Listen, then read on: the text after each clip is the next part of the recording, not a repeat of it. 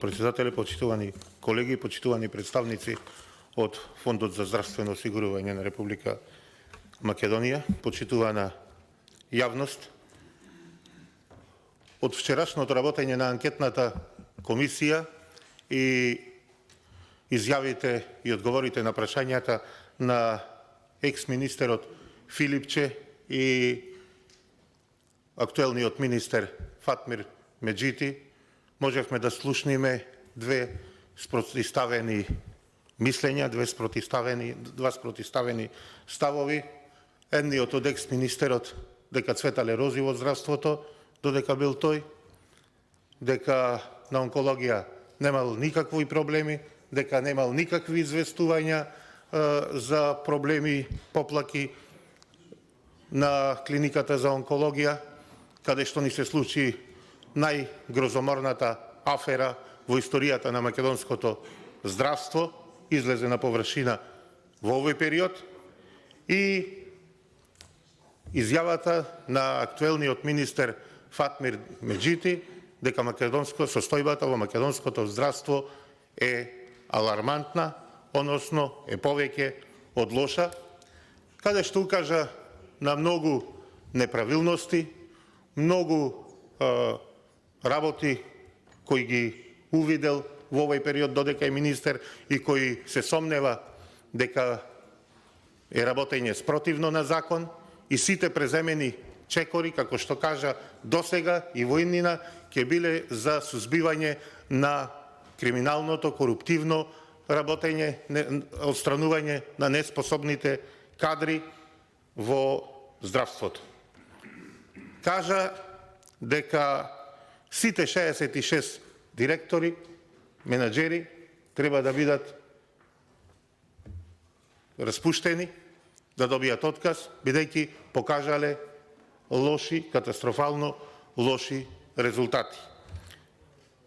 Во една од изјавите на актуелниот министер кажа дека не е дека нема буџет во здравствените институции, но нема ред и нема дисциплина. Секоја здравствена установа во Македонија добива буџет од Фондот за здравствено осигурување, но имаме слаб менаџмент, што го оставивме да работи по неколку години, а немаат никаков резултат. Од тука ќе следат и моите прашања до представниците од Фондот за здравство, кој располага со парите на граѓаните, односно располага со здравственото кесе во Република Македонија. Што работел фондот и дали утврдил при своите контроли досега во изминатиот период, што актуелниот министер дава оценка за толку лошите состојби во здравството. Дали во своите контроли, во своите извештаи фондот нотирал вака катастрофални лоши состојби и во кој извештај? Конкретно, дали фондот извршил редовни или вонредни контроли во клиниката за онкологија и радиологија во периодот од 2017 до денес, до пред извештајот на Државниот завод за ревизија? Ако извршил, што покажале истите? Дали фондот знаел дека на Универзитетската клиника за онкологија и радиологија се набавуваат лекови без согласност на фондот, а морал да ја има по член 9, односно дека на клиниката за онкологија се набавува лекови и се земаат лекови на реверс вон издадената согласност?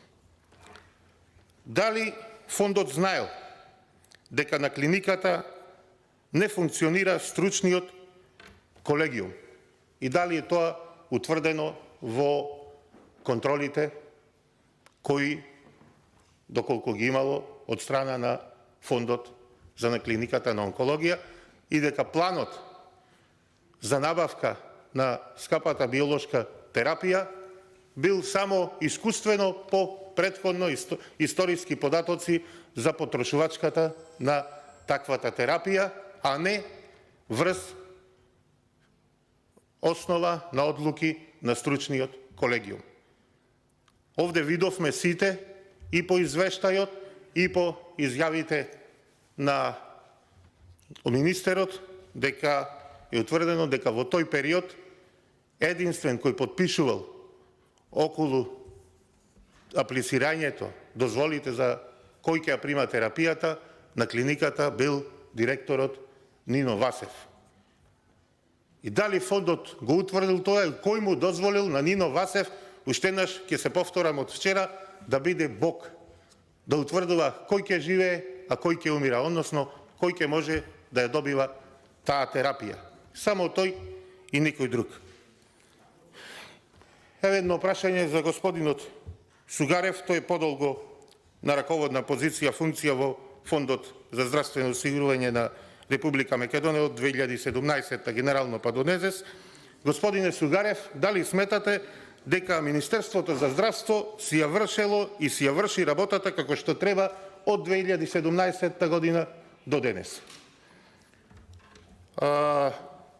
За директорката на фондот прашање, и дали ќе продолжите со праксата за доделување условни буџети за скапи лекови во ситуација кога на голема врата по медиумите и вчера министерот Меджити најави дека после 7 години власт на Социјалдемократскиот сојуз и ДУИ најави ревизија нови лекови на позитивната листа на лекови. Ви благодарам.